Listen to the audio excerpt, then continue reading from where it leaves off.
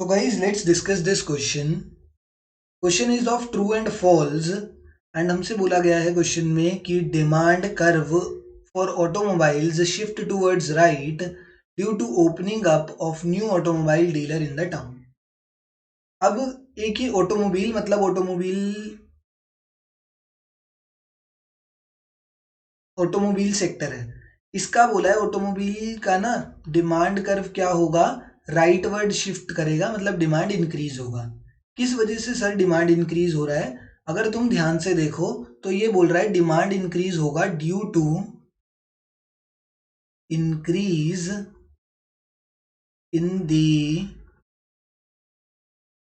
Number of automobile sellers.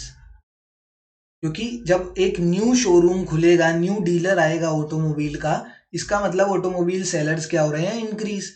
And क्या हमने पूरे डिटर्मिनेंट्स ऑफ डिमांड में ये कोई फैक्टर पढ़ा है कि इंक्रीज या इंक्रीज नहीं, क्या कोई ऐसा फैक्टर पढ़ा है हमने?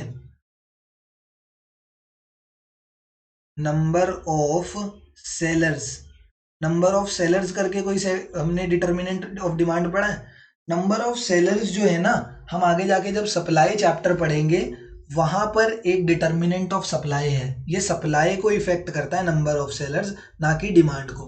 मैं कह रहा हूं कि सप्लायर्स हजारों आ जाए, सप्लायर्स 10,000 आ जाए ऑटोमोबाइल के, बट डिमांड कौन करता है? डिमांड तो हमारा कंज्यूमर करता है। डिमांड सारी कंज्यूमर के हाथ में है। तो कंज्यूमर जितनी डिमांड करेगा उससे डिमांड पर फर्क पड़ेगा, ना कि सेलर्स से। सेलर्स इंक्रीज हो या डिक्रीज हो, उसका डिमांड पर कोई फर्क नहीं पड़ने वाला। तो यहां पर increase in number of automobile sellers के इंक्रीज होने की वजह से, मतलब नंबर ऑफ सेलर्स इंक्रीज होने की वजह से there will be no change in demand of automobile. Sellers के इंक्रीज या डिक्रीज होने की वजह से डिमांड ऑफ ऑटोमोबाइल पर कोई फर्क नहीं पड़ने वाला। एंड ये कह रहा है डिमांड ऑफ ऑटोमोबाइल इंक्रीज हो जाएगी।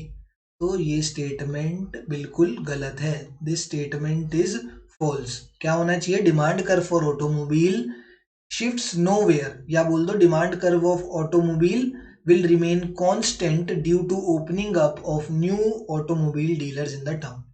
न्यू ऑटोमोबाइल डीलर्स की वजह से डिमांड में कोई भी चेंज नहीं आने वाला, डिमांड वैसे का वैसा ही रहेगा।